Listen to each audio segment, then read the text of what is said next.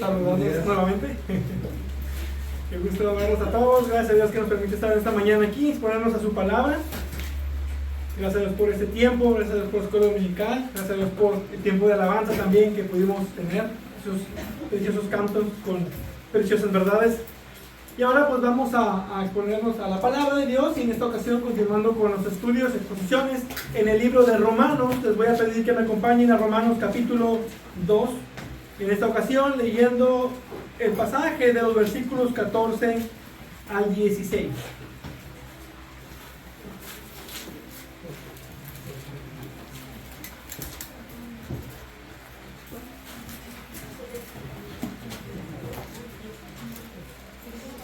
Les recuerdo que leo de la Nueva Biblia de las Américas y está en la presentación por si no tienen la misma versión.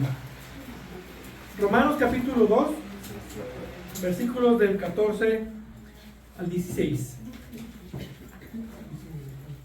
Dice la palabra de Dios: porque cuando los gentiles que no tienen la ley cumplen por instinto los dictados de la ley, ellos, no teniendo la ley, son una ley para sí mismos, porque muestran la obra de la ley escrita en sus corazones, su conciencia dando testimonio, y sus pensamientos acusándolos unas veces y otras defendiéndolos. El día en que, según mi evangelio, Dios juzgará los secretos de los hombres mediante Cristo Jesús. Vamos a orar. Padre Dios bueno, Dios eterno, a ti te alabamos, te damos gloria. Tú eres nuestro Dios que pelea por nosotros, nuestro Dios que nos ha dado la salvación, que ha hecho todo por nosotros en nuestro lugar para darnos vida eterna. Y en esta tarde queremos pedirte que tu Espíritu Santo sea con cada uno de nosotros, podamos ser expuestos a esta porción de las Escrituras y poder entender la realidad que el apóstol Pablo describe en este texto. Háblanos en esta mañana, y tu Espíritu Santo nos acompañe en nuestras mentes y corazones para poder ser expuestos a tu palabra. Gracias te damos, a ti sea toda gloria, por siempre y siempre. Amén. Romanos, como hemos estado estudiando, es el Evangelio. Es el Evangelio descrito. Si tú quieres conocer el Evangelio a profundidad, si tú quieres entender el Evangelio, sus detalles, tienes que estudiar la carta a los romanos. Y en estos primeros capítulos, recordemos que Pablo está abriendo la explicación de por qué todo ser humano necesita el Evangelio. Desde el capítulo 1 comenzó a hablar de la ira de Dios que se revela contra toda impiedad. Nos describe la depravidad humana y las consecuencias que conducen a más depravidad por causa de que Dios está quitando el freno de la depravidad del hombre. Dios está lentamente retirando su gracia que limita la maldad del hombre, y entre más maldad que vemos, más ira es revelada. Y en el capítulo 2 trata con aquellos que buscan excusarse del juicio de Dios. Personas que buscan justificarse, que no son tan malas, que sus obras buenas sobrepasan sus obras malas. Cualquier persona que es religiosa, los que se autojustifican, los moralistas, y que creen que de alguna manera están exentos de las acusaciones del capítulo 1. Y después nos habla acerca del justo juicio de Dios. Y para quitar todo argumento de la boca de todos, este juicio nos indica que no es según una nacionalidad, no es según la apariencia, no es de acuerdo con tu sexo, no es de acuerdo con tus creencias personales, sino que es de acuerdo con el conocimiento que todos tienen y cómo Dios lo ha revelado, y a las obras que hicieron en base a ese conocimiento que les fue dado. Es decir, que su juicio es conforme a la verdad. Observemos también que este juicio es un ajuste de cuentas personal con Dios, y que será imparcial porque todos tienen la misma ley y todos tienen el mismo conocimiento de Dios a un nivel general. Y por lo tanto, es un juicio del cual ningún ser humano se puede escapar. Es inevitable. Claro que a algunos se les dará más revelación, se les ha dado más revelación, y esto es por medio de la palabra escrita. Y por lo tanto el juicio será justo y no será igual para todos en ese sentido. Aquellos que han escuchado la ley de Dios o que han escuchado el Evangelio tendrán que dar mayor cuentas y tendrán mayor condenación. Y si observan este capítulo, Pablo, al hablar de todos, es decir, los que están bajo juicio, lo hace seguido en base a los judíos y todos los demás. Los judíos y los bárbaros, los judíos y los griegos, los judíos y los gentiles. Y comienza más y más a tratar más específicamente con los judíos. Y lo que Pablo está intentando argumentar aquí es la explicación de lo que dijo en el versículo 13. Porque no son los oidores de la ley los justos ante Dios, sino los que cumplen la ley, esos serán justificados. Y entendemos que Pablo no contradice lo que después dirá en el capítulo 3, que la justificación es solo por la fe y que nadie será justificado por las obras de la ley.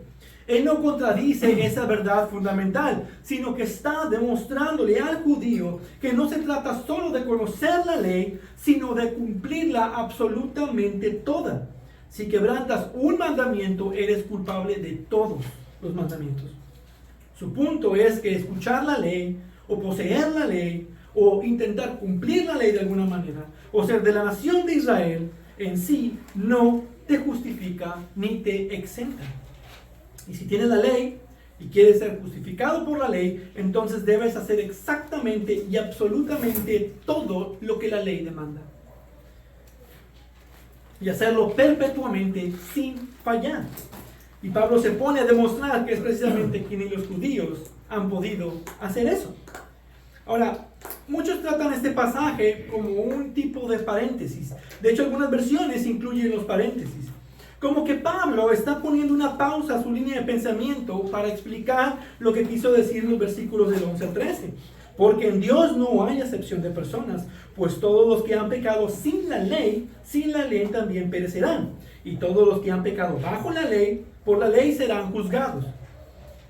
Aquí está hablando de la igualdad del juicio. Con o sin ley van a ser enjuiciados y serán juzgados. Y es la contraparte de hecho, porque en los versículos 11 al 13, todos serán juzgados con o sin ley. Por la ley se juzgará por igual, la conozcas o no, es su punto. En los tiempos de Pablo, en Roma, y en la antigua Grecia, y ahora en nuestra cultura, en derecho se conoce como la ignorancia del derecho no excusa. Es decir, que el hecho de no conocer la ley no te da excusa. Sin embargo, el punto de Pablo es precisamente dar a conocer que Dios no se dejó sin ley a nadie. Y ahora, este pasaje explica por qué es que pueden ser juzgados sin conocimiento de la ley escrita. Entonces puede verse una forma de paréntesis o simplemente una breve explicación de lo que dijo. De hecho, esto es común en la carta a los Romanos. Encontrarán la palabra ¿por qué? 118 veces en esta carta. Pablo no está dejando detalles de lado, sino que quiere ser muy preciso en lo que dice sin dejar alguna excusa. Él está tratando de proveer todos los argumentos y cuestiones. Durante esta carta parece que se está desviando de la línea de pensamiento para evitar dejar esas dudas en las mentes de sus lectores. Con más razón cuando está queriendo en estos capítulos convencer de que ningún ser humano tiene excusa. Todo ser humano ha pecado y ningún ser humano puede ser justificado por sí mismo. Todos han quebrado la ley y todos están bajo la misma condenación. Y este pasaje conecta del versículo 12 al 16 con la realidad del juicio. Y es que este juicio justo de Dios también será al aire libre o al descubierto, por así decirlo. Todo lo secreto será puesto en el juicio. No va a haber ni un acto que quede sin ser puesto de manifiesto. Y así es como conecta la idea y como podemos comenzar ahora a ver nuestro pasaje. Y debemos entender que es un pasaje muy importante. Y es importante por varias razones. Cualquiera que ha sido cristiano por mucho tiempo, o incluso aquellos que han estado evangelizando y comparten el evangelio, a lo mejor han escuchado la pregunta o se les han preguntado: ¿qué hay de aquellos que están muy escondidos en las selvas o en las junglas, que no tienen la Biblia, no conocen la ley de Dios, jamás han escuchado de Jesús. ¿Qué pasa con esas personas? ¿También estarán en el infierno? Tal vez lo has escuchado o incluso tú mismo te lo has preguntado. Y la verdad del Evangelio y lo que Pablo nos ha dicho del Evangelio es que sí, serán condenados en el infierno. Versículo 12. Pues todos los que han pecado sin la ley también perecerán. Y los argumentos comunes son: no sería justo eso no se ve como justo, eso no estaría bien. Un Dios de amor no puede hacer eso. Eso es muy cruel porque no se les ha dado la oportunidad para escuchar el Evangelio, para ver si van a poder creer. Es injusto porque jamás han tenido la oportunidad de escuchar el Evangelio. Y esa persona más bien debería ser considerada como inocente, porque no sabía que lo que estaba haciendo estaba mal. Es el argumento. Y este pasaje aclara precisamente la razón de por qué no hay salvación fuera de Cristo. También nos enseña algo muy importante acerca de la naturaleza humana. Este pasaje tiene grandes implicaciones en el ámbito de la naturaleza humana o de la antropología bíblica, y también tiene grandes implicaciones para nuestro entendimiento sobre las misiones. Ahora, después de una larga introducción, pasemos al pasaje. Pablo abre aquí con su afirmación principal de que los que no tienen la ley escrita, aún así actúan bajo la ley. Versículo 14. Porque cuando los gentiles que no tienen la ley. Esto es parte de la idea que intenta explicar el versículo 12. Pues todos los que han pecado sin la ley. Hay personas que no tienen la ley. Esta ley que está hablando Pablo es la ley de Dios escrita y revelada por medio de Moisés y por los profetas. Que en ese tiempo se está refiriendo a todos los gentiles. Solo el pueblo judío tenía esta revelación especial. Solo el pueblo judío tenía los mandamientos de Dios. Y lo que mencionó es que aún son culpables de pecado y que merecen padecer en el juicio de igual forma que los que sí tenían la ley. Entonces Pablo hizo esta afirmación, que los que no tienen la ley escrita o revelada de Dios también están bajo pecado y por lo tanto incluidos en todo lo que ha estado mencionando. También conocen acerca de Dios, también restringen la verdad con injusticia y por lo tanto están también bajo ira y todo lo demás que ha estado hablando desde el capítulo 1. Y por causa de ese pecado es que dice que perecerán. La pregunta que alguien se pudiera hacer o la objeción que alguien pudiera tener es precisamente lo que Pablo está tratando aquí. Porque podemos entender por qué el judío va a ser juzgado. A ellos se les dio la ley de Dios, se les dio los profetas, se les dio la palabra de Dios, su revelación especial. El Mesías vino de ellos y anduvo entre ellos. Todo el peso de la ley debería ser solo para ellos. Y la cuestión es, a mí nunca me dieron la ley, ¿por qué yo seré juzgado como ellos si yo no conocía la ley? Y ese es el asunto de esta primera afirmación de Pablo, que intenta explicar cómo puede ser que alguien sin la ley pueda ser considerado como pecador. Sin una ley que les diga qué es lo que deben hacer o qué es lo que no deben hacer, ¿cómo es que les culpa de romper, de quebrantar la ley? ¿Y por qué es justo que perezcan por ello? Y en la ley civil entendemos, como ya mencioné, que la ignorancia no excusa del cumplimiento de la ley. Y en general ese principio aplica igual. Sin embargo, no es lo que Pablo dice. Lo primero que menciona, o la principal razón que da, es que no conocían la ley. Sin embargo, viven como si conocieran la ley de todas formas. Porque cuando los gentiles, que no tienen la ley, refiriéndose a la ley escrita, cumplen por instinto los dictados de la ley. ¿Cómo? Lo que está queriendo decir es que aún los paganos tienen un estándar moral. Se refrenan de ciertas cosas, de ciertas acciones, y condenan ciertas cosas que la ley de Dios condena. Eso explica incluso la moralidad en la historia humana.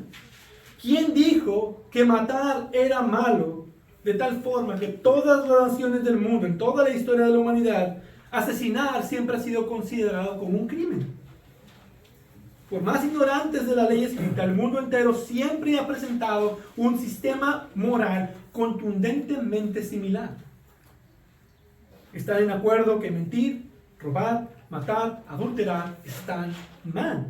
Y en algunas sociedades, aún paganas, tienen un sentido muy alto de este estándar moral. Muchas culturas antiguas tenían sus leyes y reglamentos. En los tiempos de José, por ejemplo, ya había cárceles en Egipto para personas que no cumplían con la ley. Había un estándar moral y había justicia. Y ese estándar moral, por más depravado que pueda ser, hay una intersección con el estándar moral de Dios. En un sentido común tenemos este sentir de justicia. Lo que es justo o no, lo que es bueno o no.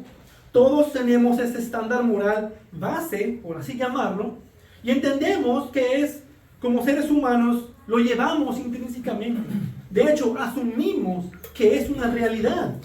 C.S. Lewis escribe en su libro Mero Cristianismo: todos hemos oído discutir a los demás. ¿Cómo te sentirías si alguien te hiciera lo mismo? O, dame un trozo de tu naranja, yo te di de la mía. El hombre que dice esto está apelando a algún estándar de comportamiento que supone que la otra persona debe conocer. Y esto comprueba, a su vez, que la evolución es una gran mentira. Porque la evolución, el ateísmo, no pueden explicar por qué todos tenemos un sentido de moral similar. Ellos dicen que lo moral depende de cada sociedad, que es una moral relativa. Si eso es verdad, si no hay moralidad universal o una fuente objetiva de moralidad, Hitler no estaba mal al matar a los judíos. Es solo tu opinión que estaban mal. Si no hay una moralidad universal, amar no es mejor que violar. Puede que no te guste, pero no puedes decir que es objetivo. Matar a un montón de personas no es mejor que alimentar a los pobres. Es solo tu opinión o de cierta sociedad que eso está mal.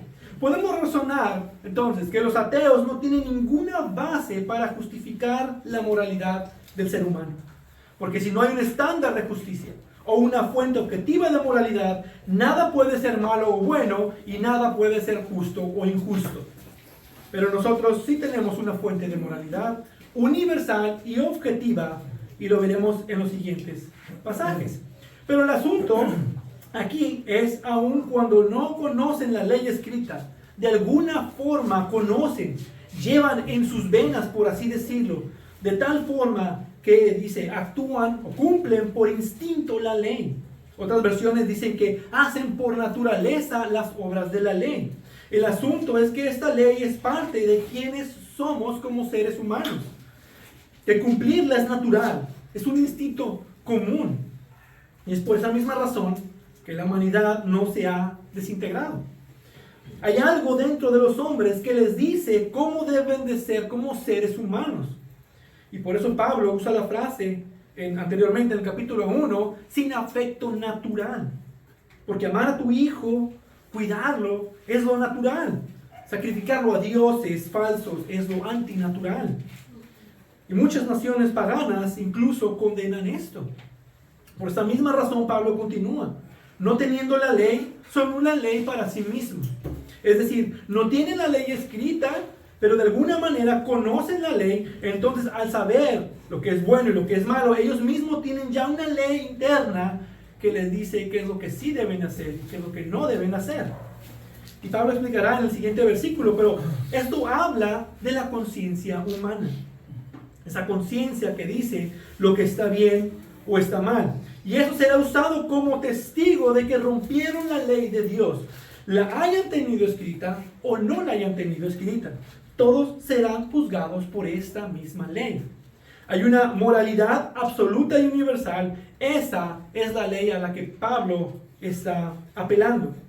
Entonces, aunque no tengan la ley como los judíos, la ley de Dios aún los confronta por medio de sus conciencias. Ahora la pregunta para esto es, ¿cómo?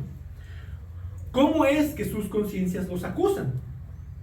Pablo ahora explica cuál es el medio por el cual son confrontados por la ley, esa ley que naturalmente ya practican. Nuestro segundo punto, versículo 15. porque muestran la obra de la ley escrita en sus corazones. Bien, este otro porqué que nos dice aquí conecta la idea anterior. Pablo ahora está explicando por qué es que los que no tienen la ley actúan bajo la ley. ¿Cuál es la razón o explicación de esto? Y al desarrollar esta explicación de un versículo, Pablo nos deja una gran realidad acerca de la naturaleza humana.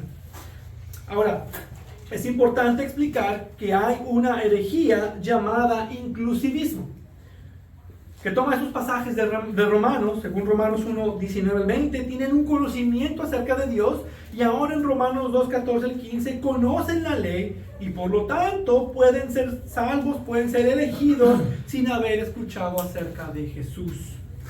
Ahora, pudiera sonar atractivo para muchos, porque entonces puedes afirmar que tu ser querido que partió se fue al cielo porque medio conoció a Dios y vivió una buena vida, y pues fue elegido. Una falsa esperanza. Entonces ha tenido cierta aceptación, pero no podemos decir que es bíblico en absoluto, porque contradice la salvación solo por la fe, solo por la gracia, solo por Cristo. Y lo menciono porque muchos consideran este pasaje que estos que describe Pablo eran gentiles que eran regenerados.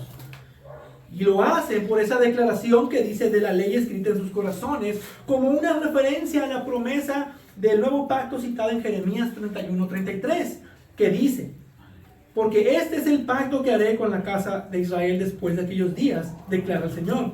Pondré mi ley dentro de ellos y sobre sus corazones la escribiré.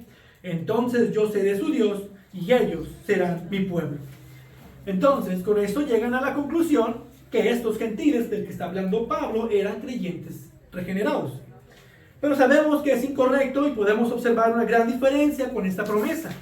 Dios promete escribir su ley en los corazones y mentes de los creyentes en Jeremías. Pero Pablo no habla de la ley, sino de la obra de la ley. No dice que la ley de Dios está escrita en su corazón, sino que la obra de la ley es la que está escrita. Pablo obviamente está diciendo algo distinto de lo que está diciendo Jeremías. Lo que Dios está diciendo en Jeremías no es literal, está usando un lenguaje figurativo. No es que Él va a arrancar el corazón de la persona y escribirá su ley, es decir, todo Deuteronomio, todo Números, todo Levítico ahí en su corazón. O como pudiéramos decir, tenía un corazón de piedra, y así como Dios escribió en 2 tablas de piedra, así también en su corazón de piedra Él va a escribir sus 10 mandamientos o su ley. No es lo que quiere decir, es un lenguaje figurativo que es paralelo al de Ezequiel 36, que dice: además les daré un corazón nuevo y pondré un espíritu nuevo dentro de ustedes. Quitaré de su carne el corazón de piedra y les daré un corazón de carne. Pondré dentro de ustedes mi espíritu y haré que anden en mis estatutos y que cumplan cuidadosamente mis ordenanzas. Y en ese pasaje y en Hebreos 8, con referencia a cristianos, Dios está diciendo lo mismo que aquí en Ezequiel 36. Pondré mis leyes en la mente de ellos y las escribiré en sus corazones. Dice, mi espíritu, pondré en ustedes mi espíritu y haré que anden en mis estatutos y que cumplan cuidadosamente mis ordenanzas. Es lo mismo. Y lo que se refiere es ahora, el regenerado podrá andar y entender la ley de Dios que antes por naturaleza no podía. Y lo que dice es que Dios hará un trabajo en el centro del control de la persona, en su toma de decisiones, en sus emociones, en su voluntad, para que tenga siempre en mente la ley de Dios y pueda vivir piadosamente delante de Dios. Será una transformación progresiva en la cual Dios moldeará a santidad el ser de la persona para que puedan habitar un día con Él. Y como estarán en el corazón del hombre, ahora habrá un deseo por obedecerlas. Será un deleite vivir bajo estas ordenanzas y leyes y estatutos y mandamientos. Antes había una inclinación a la desobediencia de la ley y ahora habrá una inclinación a la obediencia de la ley. Ese es el punto de Jeremías y comienza, claro, con la regeneración. Pero entonces, ¿qué es lo que quiere decir Pablo? Pablo no está hablando de ese deseo por obedecer la ley de Dios. La obra de la ley se refiere a la obra que la ley hace o la obra que la ley requiere. En ambos casos se refiere a la obediencia, a la obra de ejecutar la ley. Es importante porque Pablo toca este punto después en Romanos y en Gálatas. El punto que Pablo hace es que esto es una realidad en todo ser humano, independientemente si tienen o no la Biblia, si son creyentes o no. Es un asunto en cómo Dios los ha hecho. John Murray dice: la ley de Dios los confronta y se registra a sí misma en sus conciencias por razón de lo que son nativa y constitucionalmente. Es decir, cómo es que fueron hechos a imagen y semejanza de Dios. Podemos decir que la obra de la ley está arraigada en la misma naturaleza del hombre como criatura creada a la imagen de Dios. Y verán, Dios no escribió los 10 mandamientos en el hombre. Esa obra de la ley es la misma naturaleza de quien es Dios. Aunque una forma en la que lo mencionamos es que Dios escribió sus mandamientos en nuestros corazones, y el punto que se intenta llegar es que el hombre conoce lo que Dios requiere y demanda. Esto es lo que le llamamos la ley moral de Dios.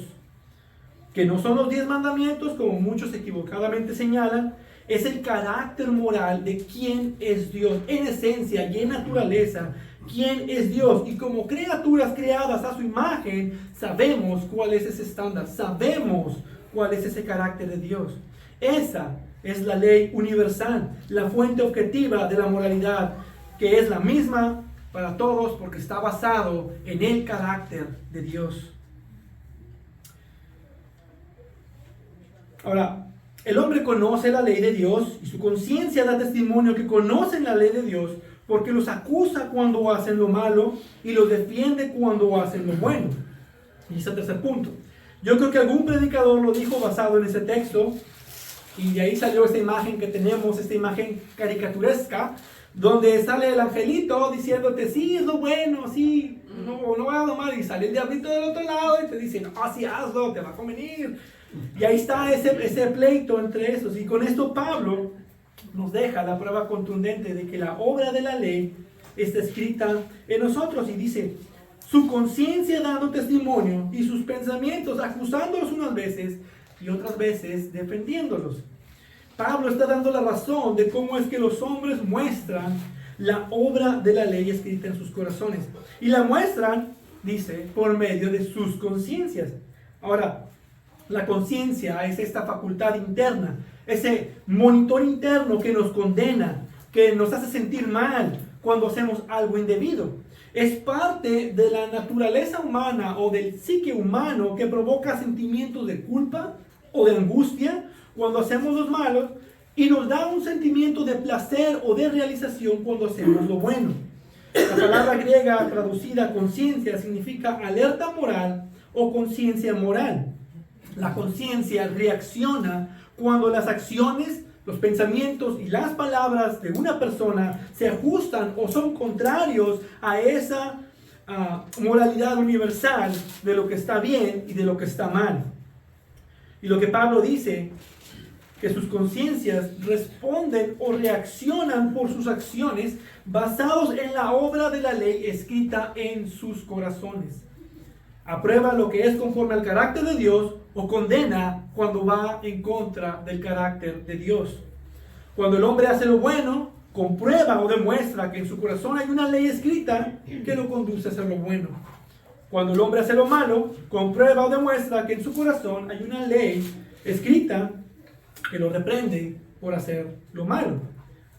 Y lo interesante es que a pesar de tener esta alarma, a pesar de tener este sistema integrado de alerta, aún así los hombres pecan.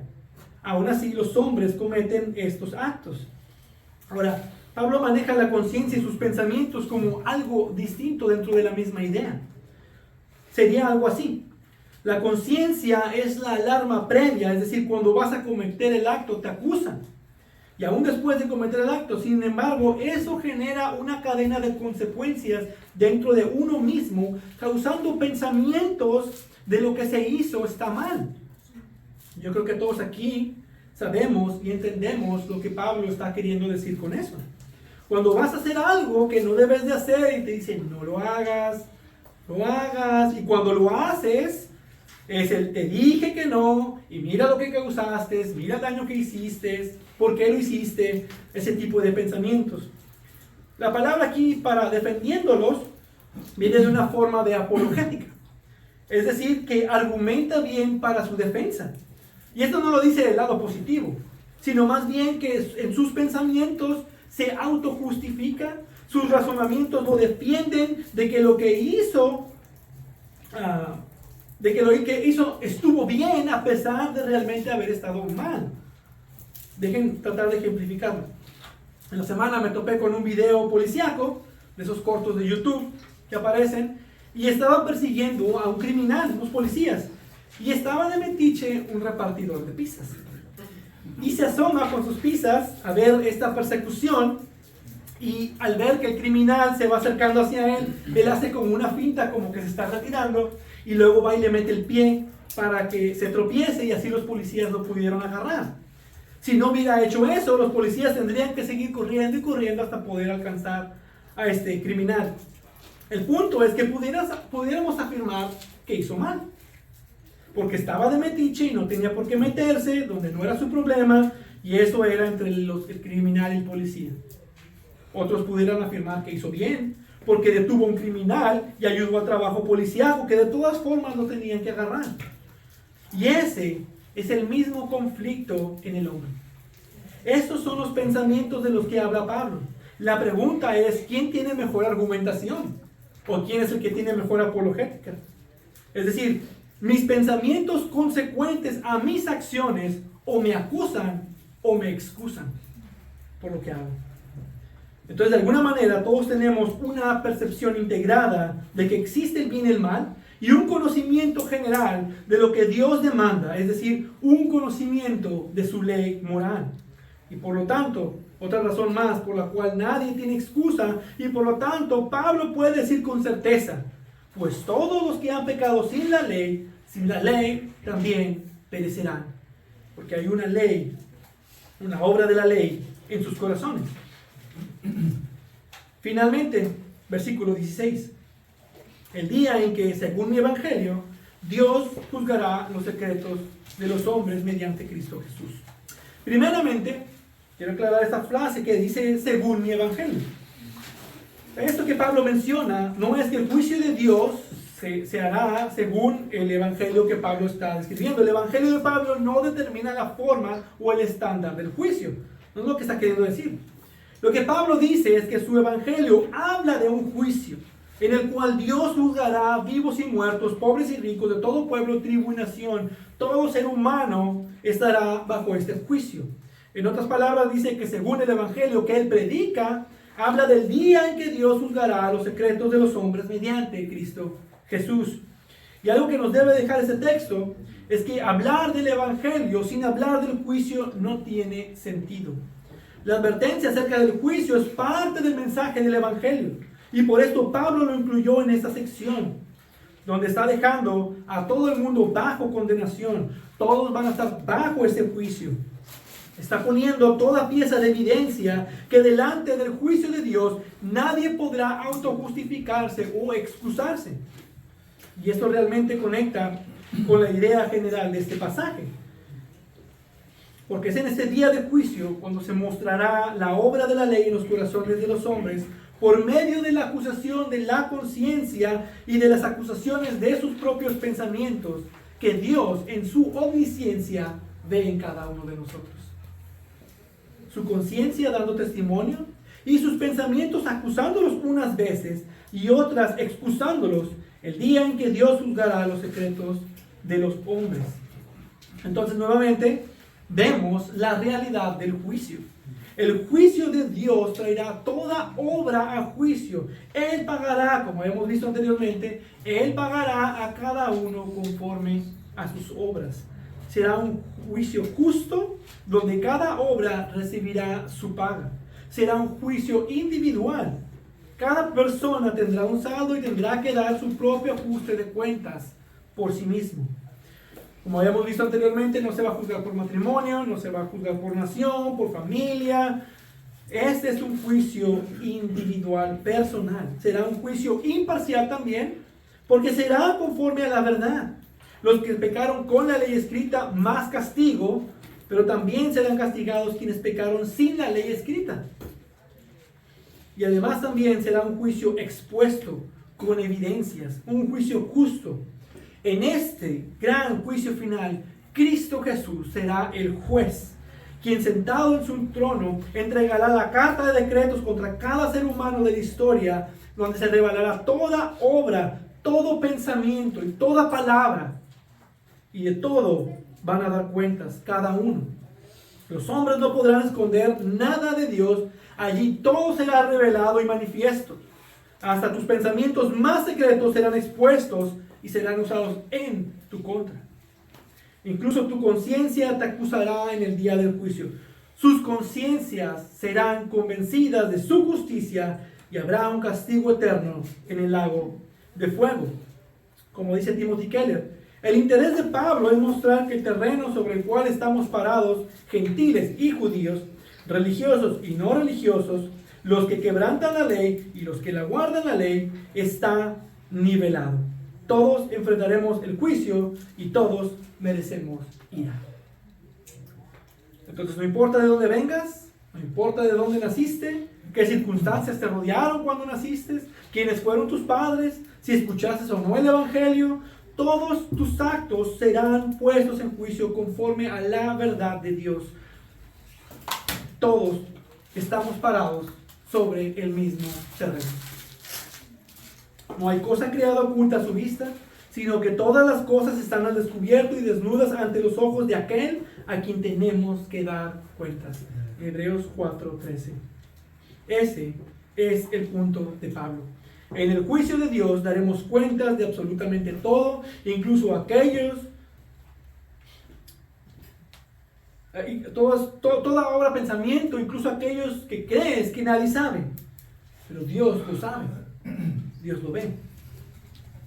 Para terminar, este versículo del juicio nos hace reflexionar sobre tres cosas que podemos tomar como aplicaciones para este pasaje. La primera, ahora como observamos la ocasión pasada, el juicio de Dios no será igual para los gentiles que no tenían la ley que para los judíos que sí tenían la ley. La realidad del justo juicio de Dios. Serán juzgados a la luz o a la verdad que les fue dada. Y aquel siervo que sabía la voluntad de su Señor y que no se preparó ni obró conforme a su voluntad, recibirá muchos azotes. Pero el que no la sabía e hizo cosas que merecían castigo, será azotado poco. A todo el que se le haya dado mucho, mucho se demandará de él, y al que mucho le han confiado, más le exigirán. Esta es la justicia de Dios, como Jesús la describe en Lucas 12.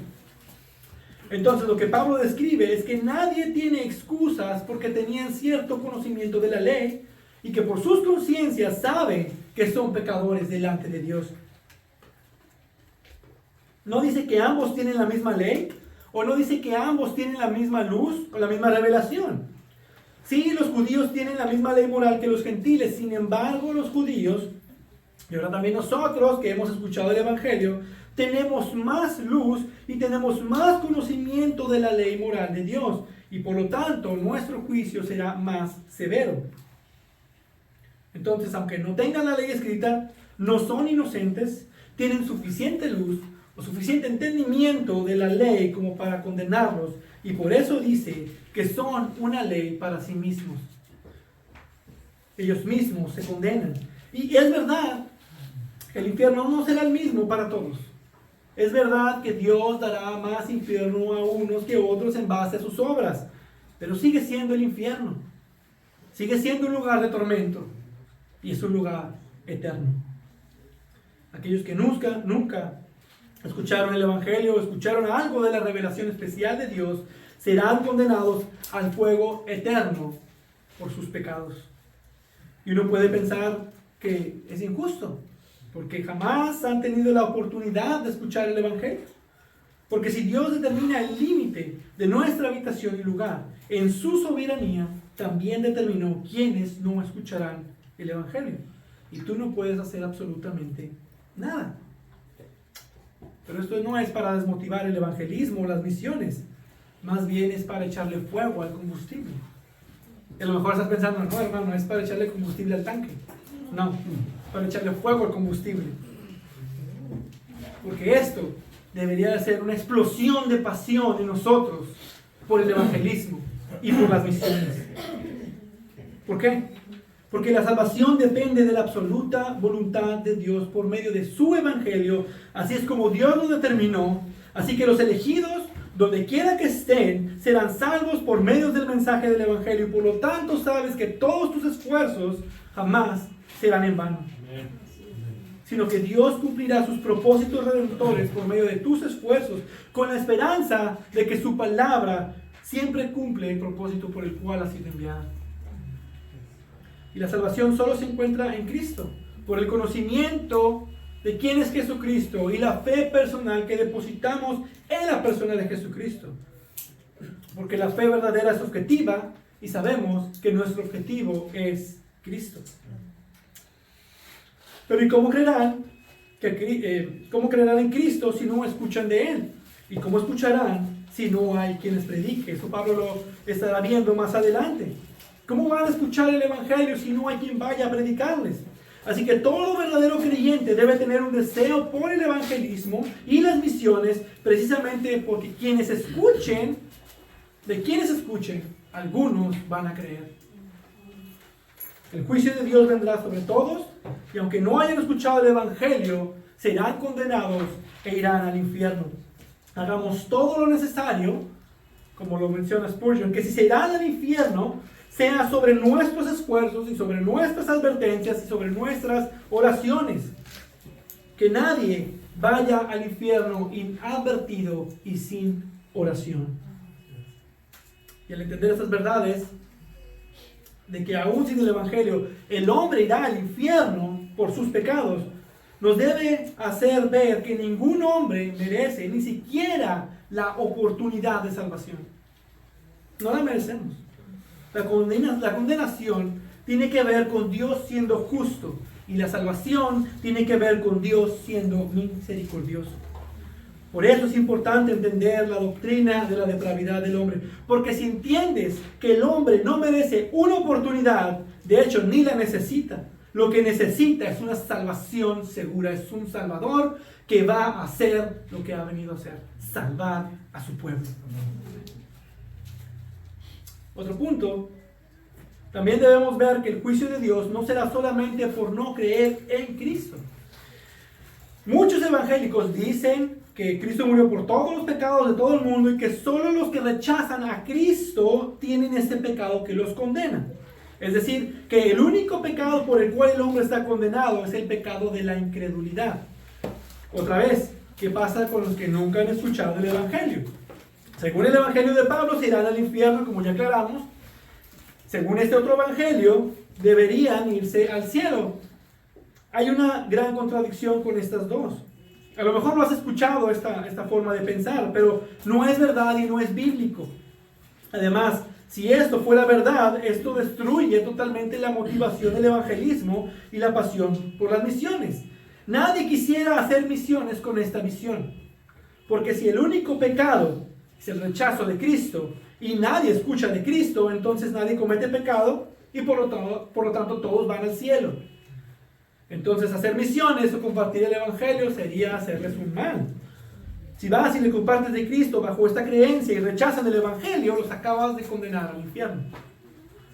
Hubiera sido mejor que jamás escucharan de Cristo y así serían salvos, porque así nunca tendrían la oportunidad de rechazarlo. Entonces podemos ver que es muy antibíblico llegar a tal conclusión. Y lo que Pablo nos dice es que el juicio de Dios no será solo por rechazar a Cristo, sino por todo el conocimiento que Dios ha revelado, que Dios ha dejado a todo ser humano, y también por la obra de la ley que Dios ha dejado escrita en el corazón de cada ser humano, demostrada por la conciencia que Dios diseñó en todo ser humano. Algunos hombres serán condenados aunque nunca escucharon de la ley o de Dios o de Jesucristo, y por lo tanto nunca cometieron el pecado particular de rechazar al Señor Jesucristo. Irán al infierno por otros pecados, por romper la ley de Dios, pero no por el pecado particular de rechazar el Evangelio.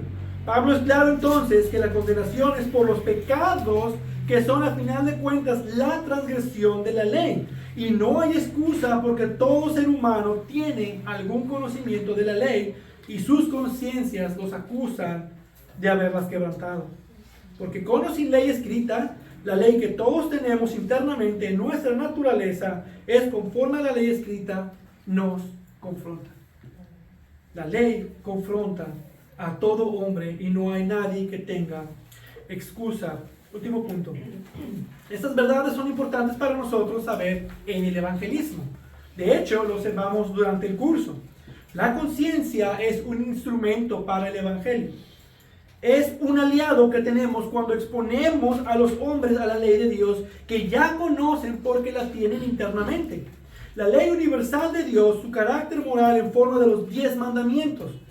Y dejas que la conciencia sea quien los acuse para que se identifiquen como culpables y no se autojustifiquen y que se vean como merecedores del castigo en el juicio. Tú solo presentas la ley y sus conciencias automáticamente los acusan o los excusan si tienen una conciencia muy cauterizada. Entonces es importante entender lo que Pablo quiere decir. Que sus pensamientos internamente en ellos harán apologética para defender sus acciones. Ese es el asiento del razonamiento. Sin embargo, en el evangelismo tú debes navegar en el asiento de la conciencia para tener un mejor efecto. Elvis Carballosa comenta: la conciencia hace en el gentil lo que la ley hace en el judío. La ley de Dios es parte del evangelio y al usarla activa la conciencia a la cual los acusa y los condena. Sin la ley de Dios no tienes evangelio. La ley que revela el pecado, el juicio revela el destino, son necesarios elementos para preparar el corazón para recibir el evangelio de la gracia. Y con esto somos recordados también algo que observamos en el capítulo 1. Que aquellos a quienes intentamos llegar con el evangelio, aún aquellos cercanos, tienen ya un conocimiento acerca de quién es Dios y acerca de su ley. Puede que estén intentando restringir esa verdad y tratando de matar sus conciencias a golpes, pero Dios no se ha dejado sin testimonio. Por más que peleen, por más que quieran esconderse o alejarse, hay un punto de contacto entre cada persona y Dios. Y lo saben. Y lo reconocen. Hay algo dentro de cada ser humano diciéndoles que lo que escuchan en el evangelio es verdad. Y esa es la ventaja que tenemos al compartir el evangelio. Nosotros sabemos algo de ellos que ellos mismos no saben. Dentro de ellos hay un mecanismo integrado que está de acuerdo con las verdades del evangelio y eso mayormente les choca y lo resisten. Pero es el evangelio por la cual la gracia de Dios es revelada en la persona de Jesucristo. Eso es lo que hace falta en cada hombre. Y por lo tanto, aún los que no tienen la ley, por medio de este evangelio que Pablo está explicando, pueden reconocer, si escuchan sus conciencias, que tienen una necesidad de un Salvador. Y eso da esperanza para cualquiera.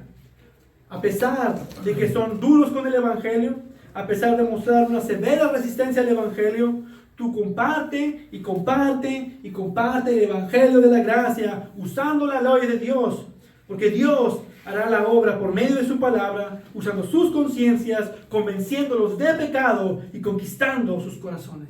Amén. No importa qué tan duros estén, no importa qué tan dura esté la roca de su corazón, Dios hará la obra. La gracia de Dios es eficaz en Cristo Jesús. Vamos a ver. Padre Dios bendito, tú no te has dejado sin testimonio, no te has dejado sin conocimiento. Todo hombre no tiene excusa. Todos vemos que hay un creador, que hay un Dios. Podemos ver tus atributos, tu eterno poder y deidad en la creación. Pero también nuestras conciencias y nuestros pensamientos nos acusan por los pecados que cometemos. Podemos no entender la ley, pero no podemos estar excusados de que no la conocemos, porque tú has puesto la obra de la ley en nuestros corazones y podemos saber cuando hacemos el mal, pero también sabemos que tú tienes un pueblo que tú has redimido y tenemos el deseo de ser siervos fieles, siervos útiles para poder llevar ese mensaje que cumple su propósito, que es eficaz en salvar, y queremos llevarlo a toda criatura.